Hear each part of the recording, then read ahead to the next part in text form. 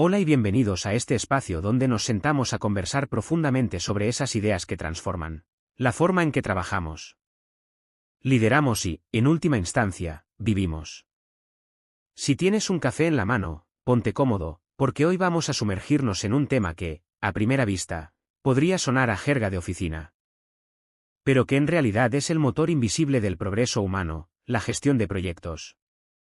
Imagina por un momento que estás parado frente a las inmensas pirámides de Egipto, o contemplando la majestuosidad del Coliseo romano, o incluso recordando la hazaña colosal que fue la construcción de los ferrocarriles transcontinentales en el siglo XIX.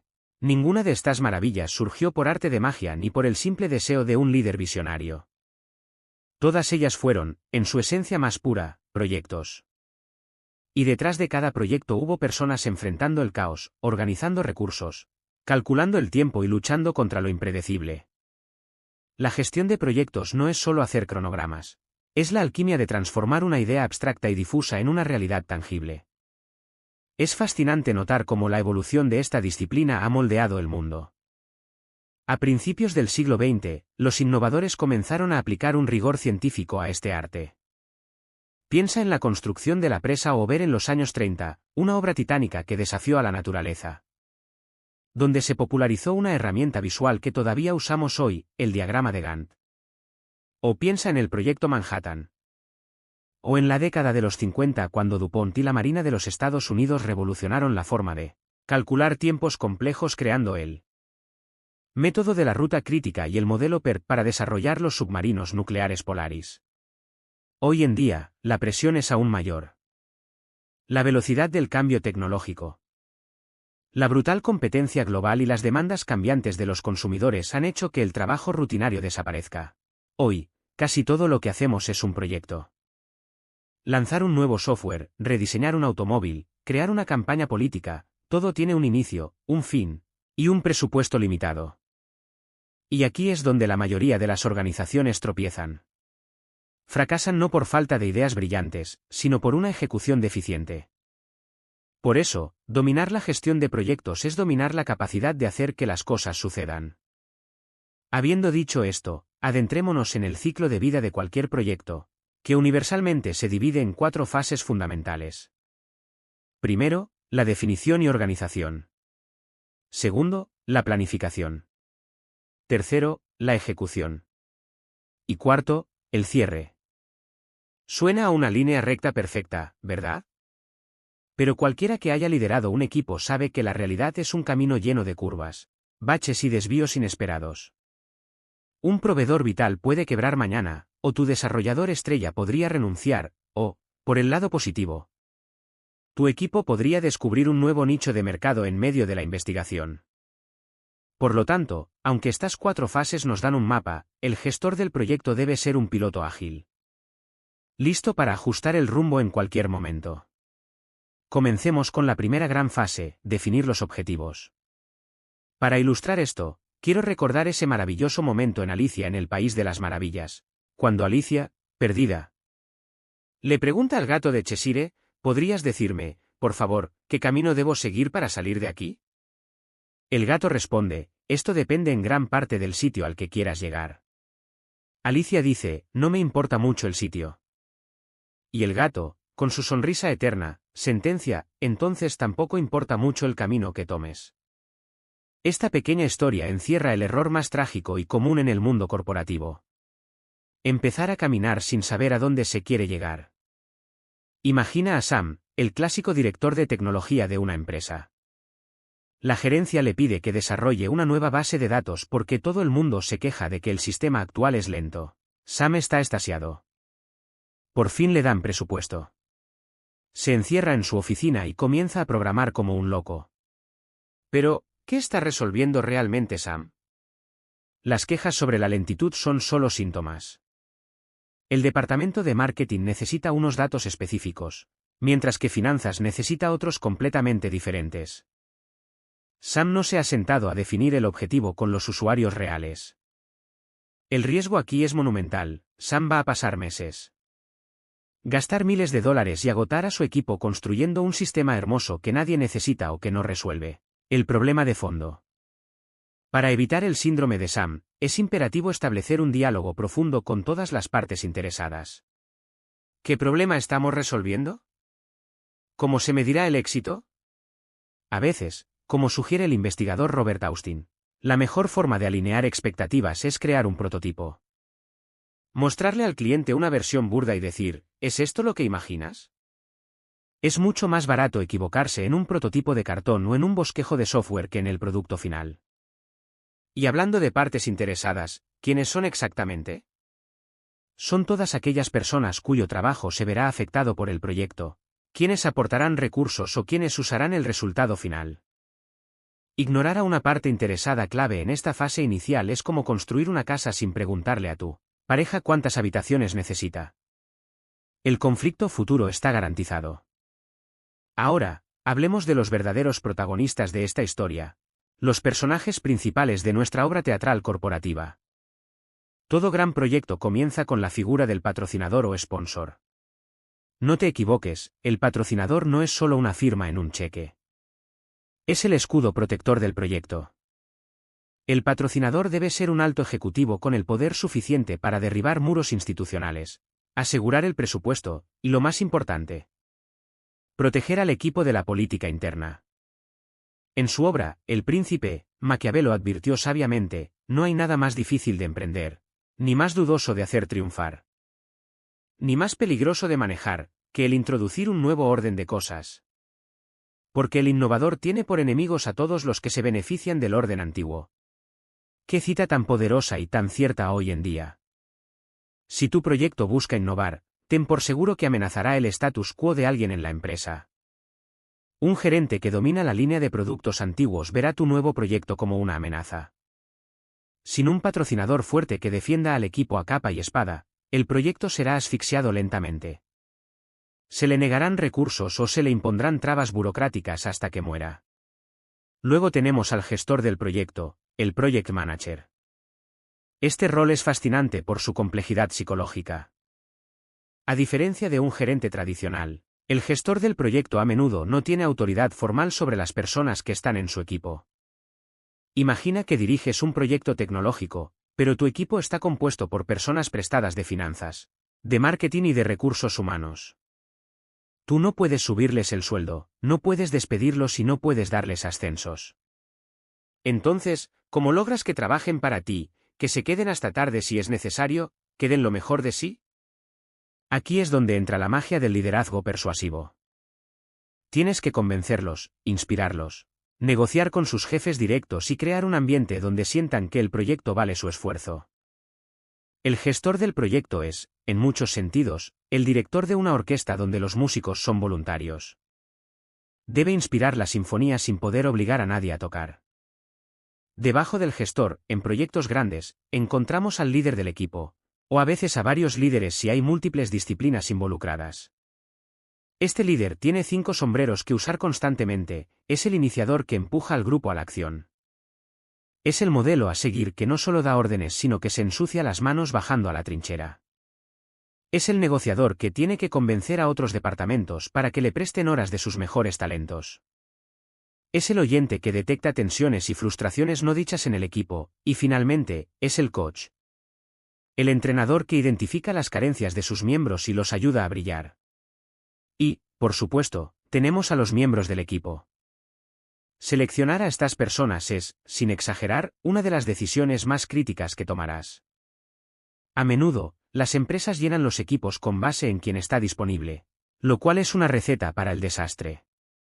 O peor aún, aceptan voluntarios con agendas ocultas.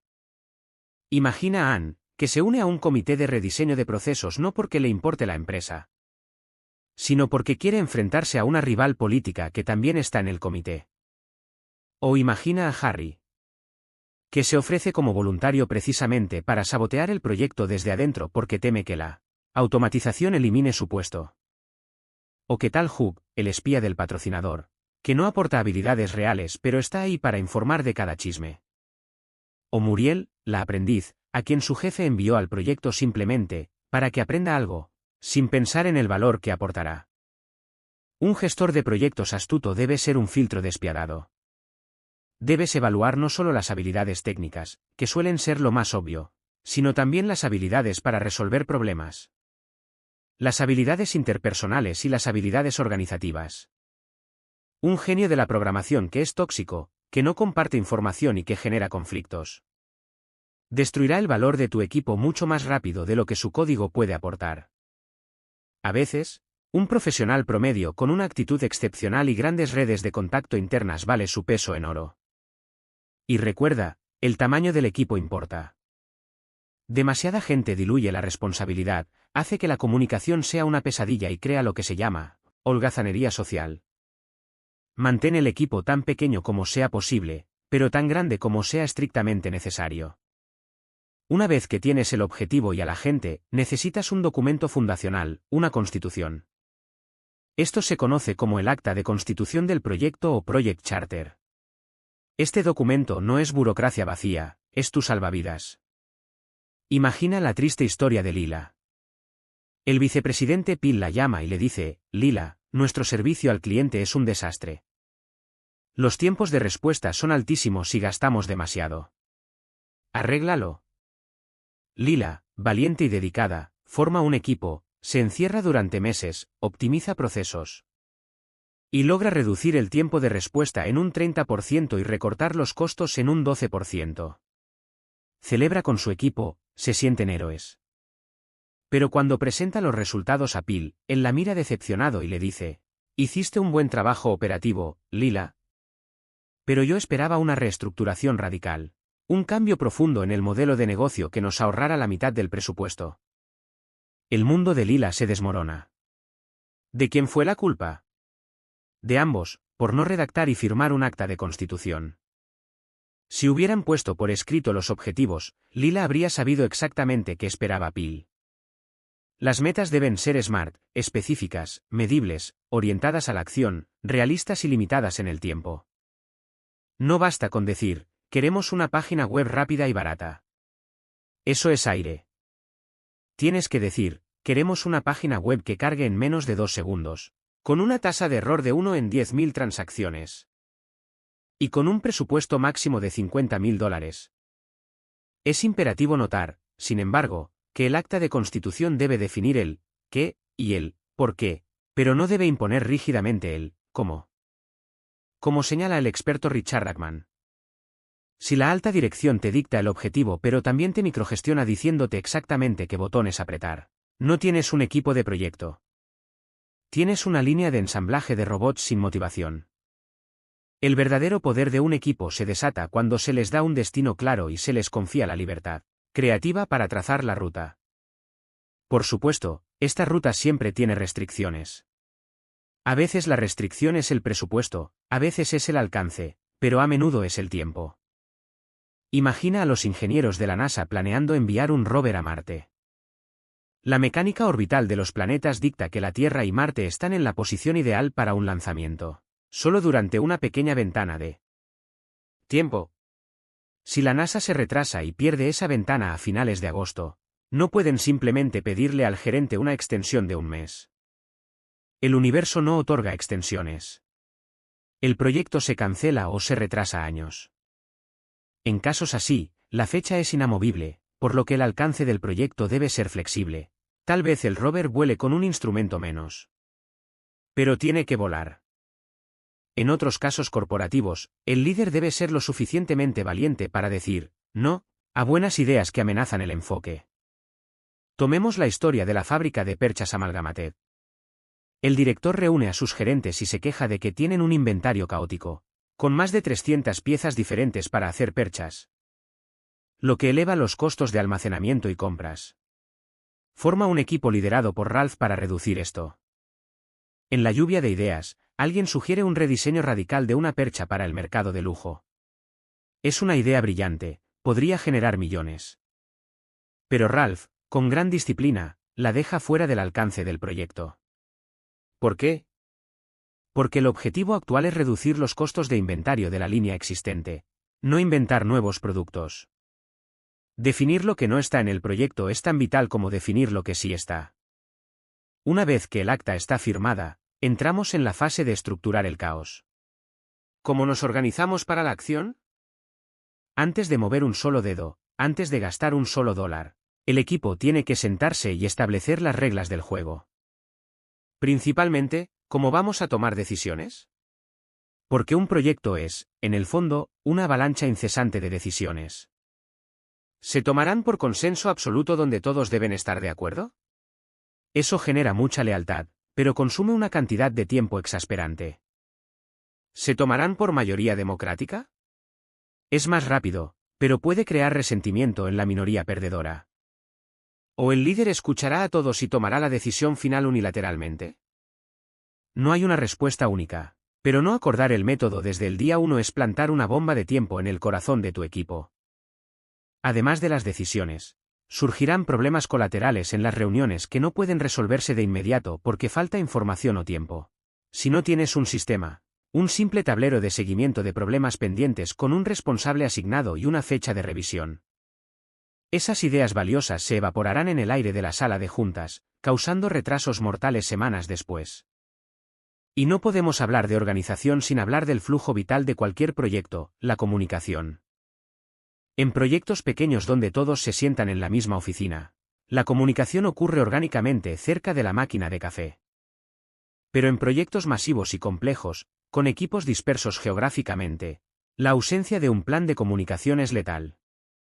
El famoso investigador del MIT, Tom Allen, demostró que la probabilidad de que dos personas se comuniquen cae drásticamente si sus escritorios están separados por más de 30 metros. ¡30 metros! Imagina el daño cuando están en países diferentes. Por eso, el concepto de la sala del proyecto, o Team Room, es tan poderoso. Es un espacio físico dedicado exclusivamente al proyecto, donde las paredes están empapeladas con gráficos de Gantt, diseños y cronogramas. Si le quitas las sillas aburridas y le pones sofás, una pizarra gigante y un pequeño refrigerador con bebidas, mágicamente la gente empezará a ir allí a resolver problemas de forma informal. Si tu equipo es virtual, debes replicar esto obsesivamente con un sitio web interno, una sala de proyecto digital con 4 paredes metafóricas. El propósito y metas, las caras y roles de los miembros, los documentos actualizados y los foros de comunicación. A pesar de la magia del correo electrónico o las llamadas, los estudios advierten que para decisiones críticas y colaboración profunda, nada reemplaza ver los gestos y las expresiones faciales, por lo que la videoconferencia, a pesar de sus frustraciones técnicas, sigue siendo una herramienta obligatoria cuando no es posible el contacto físico. Ahora, avancemos hacia el corazón mecánico de la planificación. Tienes a tu equipo, tienes tu objetivo, tienes tus reglas de comunicación. Ahora te enfrentas a una montaña inmensa de trabajo. ¿Cómo diablos vas a lograr construir ese edificio de 80 pisos o diseñar ese nuevo automóvil? La respuesta es un principio tan antiguo como la humanidad: divide y vencerás. Imagina que te preguntan, ¿cómo te comes un elefante? La respuesta obvia es, un bocado a la vez. En gestión de proyectos, este proceso de descuartizar el elefante se llama estructura de desglose del trabajo, o WBS por sus siglas en inglés. Es un ejercicio casi terapéutico para reducir la ansiedad. Tomas ese objetivo gigante y lo divides en 4 o 5 tareas principales.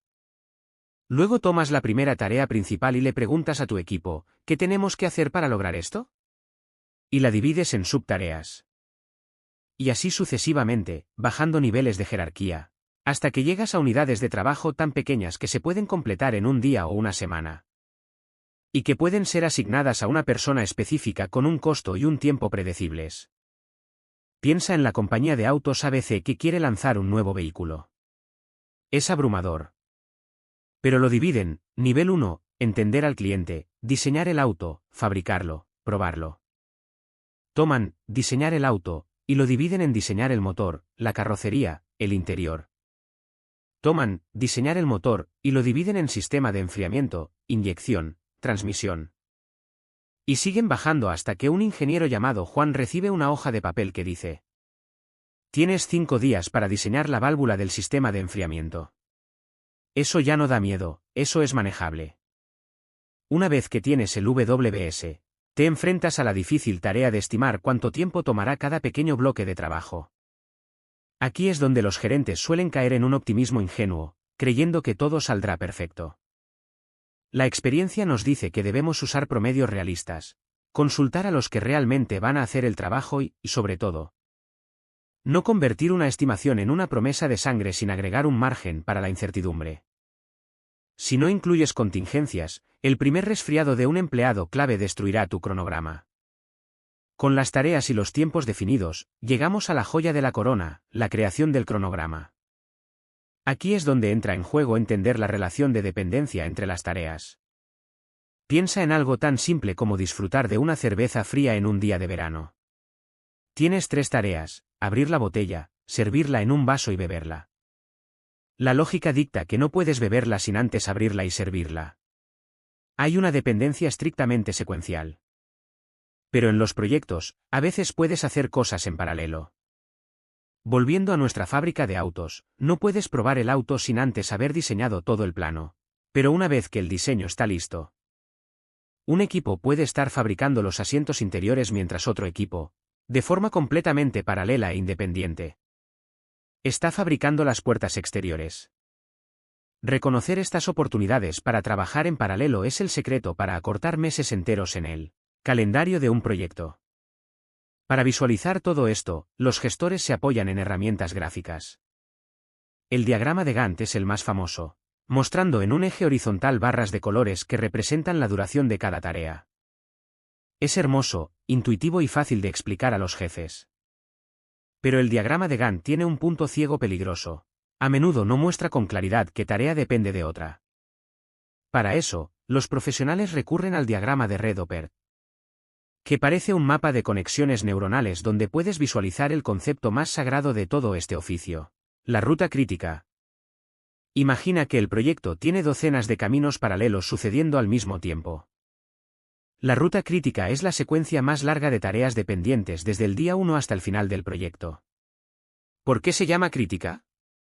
Porque si cualquier tarea que está en esa ruta se retrasa un solo día, todo el proyecto, absolutamente todo, se entregará un día tarde. No hay margen de error.